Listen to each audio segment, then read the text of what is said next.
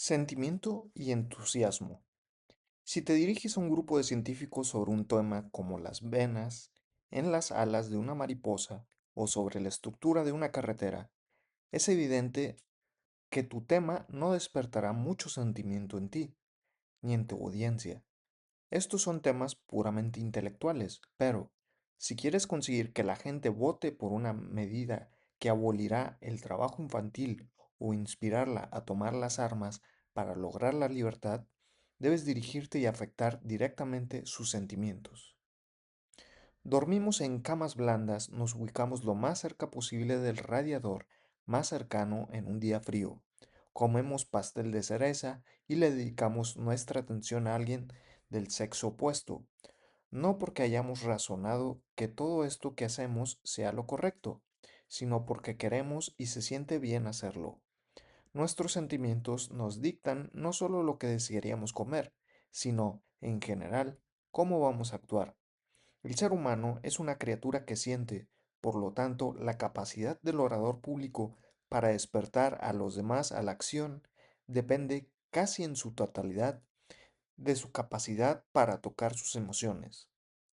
Las madres negras que vieron vender a sus hijos en las subastas y ser llevados lejos de ellas en los tiempos de la esclavitud han pronunciado algunos de los discursos más agitados de Estados Unidos. Es cierto, estas madres no tenían ningún conocimiento de la técnica del discurso público, pero contaban con algo más poderoso que cualquier habilidad, algo que era más eficaz que la razón, el sentimiento. Los grandes discursos del mundo no han sido sobre reducciones arancelarias ni sobre impuestos. Los discursos que vivirán en la mente colectiva han sido producto de la fuerza emocional. La prosperidad y la paz generan poca elocuencia. Cuando hay que corregir grandes errores, cuando el corazón de la gente está lleno de pasión, esa es la mejor ocasión para hacer un discurso memorable. Patrick Henry hizo un discurso inmortal, pues en plena época de crisis él se atrevió a pedir libertad. Se inspiró hasta el punto de poder exclamar honesta y apasionadamente, denme mi libertad o denme la muerte. Su fama habría sido diferente si hubiera vivido hoy y defendiera, por ejemplo, el labor de algunos jueces. El poder del entusiasmo. Los partidos políticos contratan bandas de música y pagan por recibir aplausos porque ellos argumentan que, a la hora de votar, despertar entusiasmo resulta más efectivo que razonar. Hasta donde están ellos, en lo cierto es algo que depende solo de los oyentes, pero no hay ninguna duda respecto a la naturaleza contagiosa del entusiasmo. Un fabricante de relojes de Nueva York probó dos anuncios publicitarios para sus relojes. Uno se enfocaba en la excelencia de la elaboración del reloj, en su durabilidad y en la garantía ofrecida. Del otro anuncio estaba encabezado con la frase un reloj del cual estar orgulloso, haciendo énfasis en el placer y orgullo de ser el dueño de uno de sus relojes. Esta última publicidad vendió dos veces más que la primera. El vendedor de una locomotora me compartió que en la venta de los motores del ferrocarril el atractivo emocional era más fuerte que un argumento basado en la excelencia mecánica del motor. Podríamos citar innumerables ilustraciones como estas para demostrar que en todas nuestras acciones somos seres emocionales. El orador que desee dirigirse al público eficientemente debe desarrollar el poder de despertar los sentimientos de su audiencia. Webster, quien era formidable en sus deberes, sabía que el verdadero secreto del poder de un orador era de orden emocional. Así habla él con elocuencia acerca de la elocuencia misma. La pasión convincente, la expresión intensa, la pompa de la declamación, todos aspiran a tener esas cualidades al hablar. Sin embargo, no logran alcanzarlas porque, al igual que los estallidos que provienen del fondo de la Tierra o de los fuegos volcánicos, solo surgen de una fuerza espontánea, original y natural. Las gracias enseñadas en las escuelas, los ornamentos costosos y los artificios calculados de un discurso causan asco y disgusto en los hombres cuando sus propias vidas y el destino de sus esposas o niños y su país penden de una decisión crucial. Las palabras pierden su poder, la retórica es en vano y toda oratoria elaborada se vuelve despreciable, incluso La genialidad propia se siente reprimida y sometida, como en presencia de cualidades superiores. Entonces, el patriotismo es elocuente, la devoción es elocuente, las deducciones de la lógica, el alto propósito, la resolución firme, el espíritu intrépido que decide manifestarse con ojos fulgurantes, informar instando a todo hombre a ir hacia adelante y solo hacia adelante. Eso es elocuencia, o más bien es algo más grande y más elevado que toda la elocuencia, es acción noble, sublime y divina. Hace algún tiempo, durante uno de mis viajes por el noreste, paseaba por una calle de un pueblo después de cenar y noté una multitud escuchando a un charlatán, en una esquina frente a una caja de mercancías, recordando el consejo de Emerson sobre aprender algo de cada hombre que nos encontramos por la vida. Me detuve para escuchar lo que decía. Estaba vendiendo un tónico para el cabello que afirmaba haber descubierto en Arizona. Se quitó el sombrero para mostrar lo que este remedio había hecho en él. Se lavó la cara para demostrar que era tan inofensivo como el agua, y hablaba de sus méritos de una manera tan entusiasta que la gente se animaba a comprarle. De repente, alguien le preguntó por qué una mayor cantidad de hombres que de mujeres es calva. Nadie sabía. El hombre explicó que se debía a que las mujeres usan zapatos de suela más delgada y así hacen una buena conexión eléctrica con la madre tierra.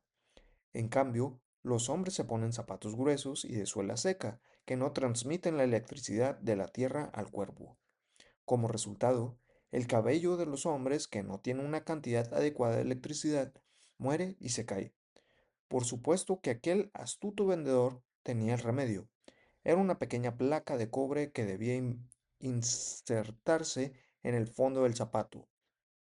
Explicaba en términos entusiastas y vívidos la conveniencia de escapar de la calvicie y vendía sin cesar su pequeño artefacto. Por extraño que parezca, si esa historia hubiera sido contada de manera frívola, la falta de entusiasmo de aquel hombre habría contagiado a su audiencia, y nadie hubiera experimentado el deseo de tener esas mágicas placas. La sugerencia de Emerson tuvo validez. Los observadores, incluido yo, experimentamos el poder maravilloso y persuasivo del entusiasmo. El entusiasmo envió a millones de personas a cruzar la Tierra Santa para redimirla de los sarracenos. El entusiasmo envió a 3 pequeñas naves a navegar al mar hacia un mundo desconocido hasta llegar a las orillas de un nuevo mundo. Cuando el ejército de Napoleón estaba desgastado y desalentado en su ascenso por los Alpes, el pequeño cabo detuvo a sus hombres y les ordenó a las bandas que interpretaran la Marsellesa, y, bajo el efecto de sus notas, cruzaron los Alpes. Escucha, Emerson dijo, nada grande se ha logrado nunca sin entusiasmo. Carlyle declaró que todo gran movimiento en los anales de la historia ha sido un triunfo del entusiasmo. Es tan contagioso como el sarampión. La mitad de la elocuencia es inspiración pura. Contagia a tu audiencia de tu entusiasmo, déjate llevar. El ser humano, dijo Oliver Cromwell, nunca se levanta tan alto como cuando no sabe hacia dónde va. ¿Cómo adquirir y desarrollar el entusiasmo? El entusiasmo no es algo que uno se pone como una prenda de vestir, ni ningún libro te proveerá de entusiasmo, es más bien un crecimiento personal, un efecto. Pero, ¿un efecto de qué? Veamos. Emerson escribió, un pintor me dijo que nadie podía dibujar un árbol sin convertirse de algún modo en un árbol, ni dibujar a un niño mediante el simple hecho de estudiar los contornos de su forma. Es observándolo durante algún tiempo para detallar su movimiento y sus acciones, que el pintor entra en su naturaleza y luego sí logra dibujar y plasmar su actitud. O sea que Ross entró en la íntima naturaleza de sus ovejas. Conocí a un dibujante que observó que no lograba hacer el esbozo de unas rocas hasta que alguien le explicó cuál era su estructura geológica. Cuando Sarah Bernhardt desempeñaba un papel difícil, solía no hablar con nadie a partir de las 4 de la tarde y hasta después de su actuación porque, a partir de esa hora, ella vivía su carácter. Se cuenta que Booth no permitía que nadie le hablara entre los actos de sus papeles de Shakespeare porque, en aquellos momentos, él era Macbeth, no Booth. Dante, exiliado de su amada Florencia, condenado a muerte, vivía en cuevas medio muerto de hambre. Entonces vertió su corazón en la Divina Comedia. Bunyan entró en el espíritu de su progreso del peregrino, tan a fondo que cayó en el suelo de la cárcel de Bedford y lloró de alegría. Turner, que vivía en una bujardilla, se levantó antes del amanecer y caminó sobre las colinas 9 millas para ver el sol levantarse en el océano, con el único fin de captar su maravillosa belleza. Las frases de Wendell Phillips estaban llenas de relámpagos silenciosos porque él llevaba en su corazón el dolor de 5 millones de esclavos. Existe una sola manera de sentir lo que estás hablando. Olvida cualquier otra cosa, pero no olvides esto. Tienes que entrar en el personaje que interpretes, en la causa que defiendes, en el caso en el que discutes. Entra tan a fondo que te cubra, te cautive, te posea por completo. Entonces estarás sumergido en el verdadero significado de cada palabra que pronuncies, conectado con tu tema, sintiendo lo que expresas, y por lo tanto tu entusiasmo será a la vez genuino y contagioso. El carpintero que hablaba como nunca ningún otro hombre ha hablado, pronunciaba palabras nacidas de una pasión producida por su amor por la humanidad. Él había entrado en la humanidad y así se había hecho hombre. Pero no debemos considerar las palabras anteriores como una prescripción fácil para hacer la decocción de un sentimiento que pueda ser vestido en grandes cantidades sobre una audiencia complacida para satisfacer la necesidad del momento.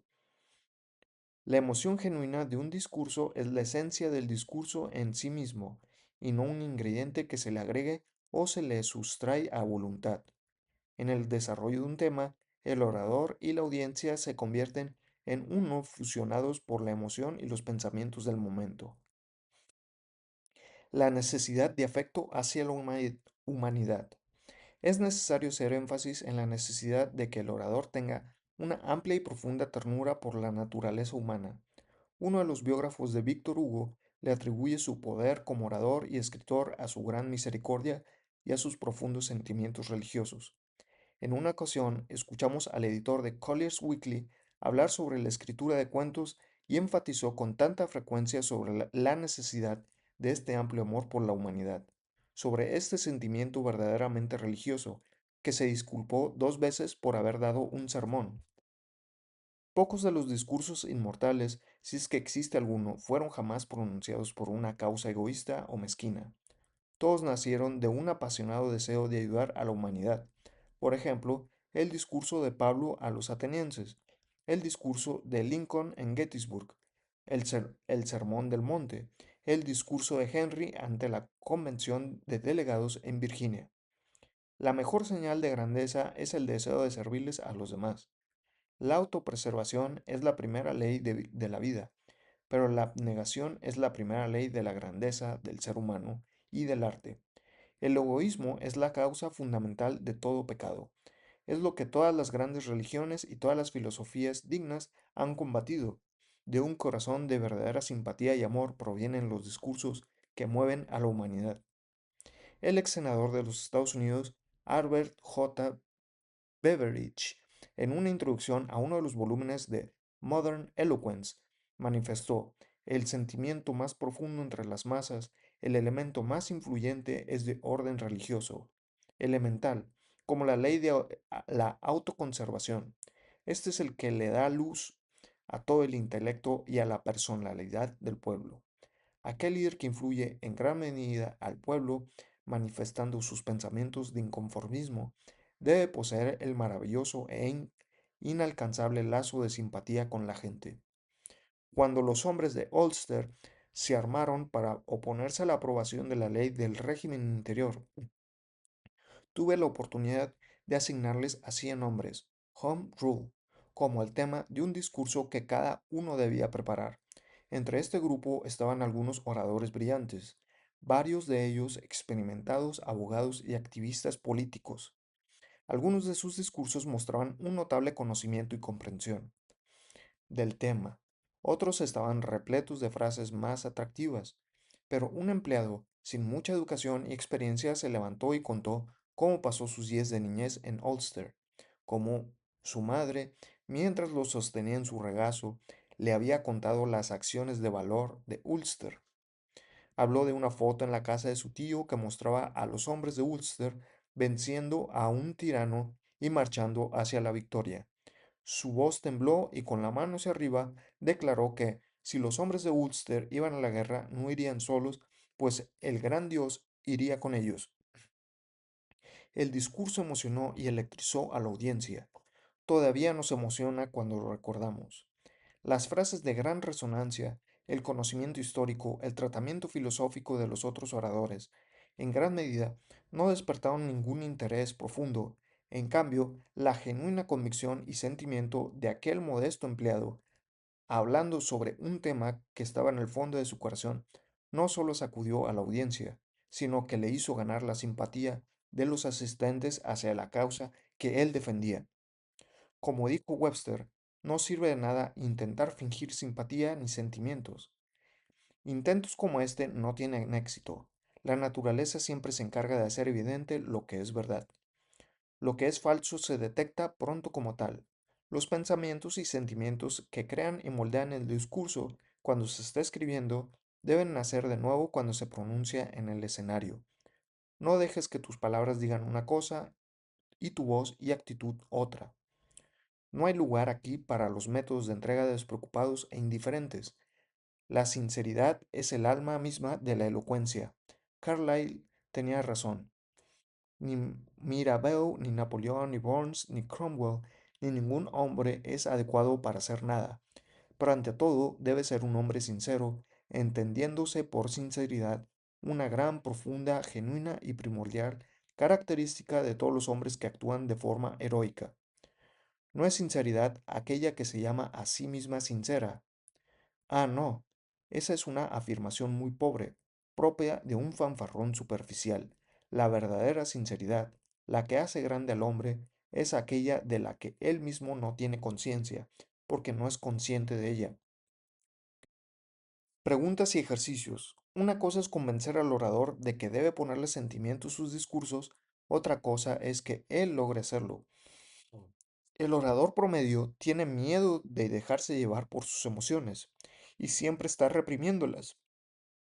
Cuando les pones suficiente sensibilidad a tus discursos, es probable que te suenen exagerados, a menos que seas un orador experimentado. De lo contrario, te parecerán demasiado fuertes porque no estás acostumbrado a manifestar tus emociones en el escenario, pero no temas manifestarlas cuando estés dirigiéndote a tu audiencia. ¿Cuáles son, en tu opinión, los valores relativos de los pensamientos y los sentimientos en un discurso? ¿Podemos prescindir de cualquiera de ellos? ¿Qué tipos de ocasiones requieren que el discurso contenga mucha emoción y entusiasmo? ¿Cuáles requieren poco? Escribe una lista de 10 temas para discursos y analiza cuáles darían más espacio para manifestar tus emociones en la plataforma pública. Prepara y pronuncia un discurso de 10 minutos denunciando el alegato imaginario insensible de un abogado. Puede ser el abogado de la defensa o el fiscal. El acusado puede ser considerado culpable o inocente, según sea tu elección. ¿Te parece el tema de este capítulo es más importante que los principios técnicos expuestos entre el capítulo 3 y 7? ¿Por qué? Analiza el secreto de un discurso u orador eficaz que te parezca eficaz. ¿A qué crees que se deba su éxito? Da un ejemplo de tu propia observación en cuanto al afecto del sentimiento y el entusiasmo en los oyentes. Memoriza los comentarios de Carlyle y Emerson sobre el entusiasmo. Repítelos con todo el sentimiento que ellos requieren. ¿Cuál es el resultado? ¿Qué pasos piensas tomar para desarrollar el poder del entusiasmo y el sentimiento de tus discursos? Escribe y pronuncia un discurso de 5 minutos ridiculizando a un orador que usa pomposidad y exceso de entusiasmo. Imítalo. En este capítulo creo que es muy interesante, pero vamos a mencionar muy rápido con qué me quedo. La capacidad del orador público para despertar a los demás a la acción depende casi en su totalidad de su capacidad para tocar sus emociones. Y también se habla sobre el poder del entusiasmo, que debes de crear un entorno de entusiasmo en tu público. Incluso se llegan a meter con el entorno político y dicen, incluso también religioso, donde dicen que los políticos lo que hacen es meterse emocionalmente en su público para tratar de convencerlos porque no se trata de dar un discurso lógico, se trata de meterse con eh, las emociones de las personas.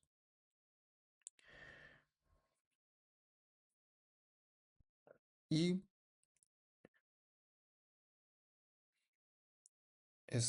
cómo adquirir y desarrollar el entusiasmo.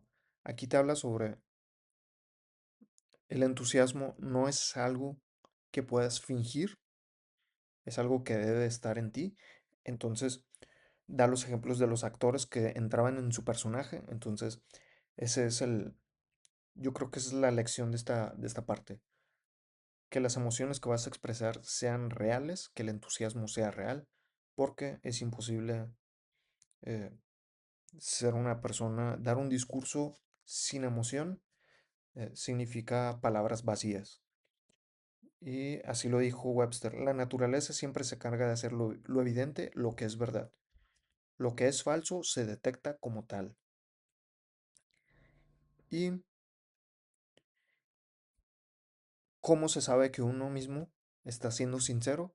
Bueno, cuando nos dejamos llevar por las emociones. Entonces, cuando damos un discurso que realmente nace de nuestras emociones, obviamente estaremos hablando con sinceridad. Y cuando nos dejemos llevar por nuestras emociones, también, obviamente, estamos siendo sinceros.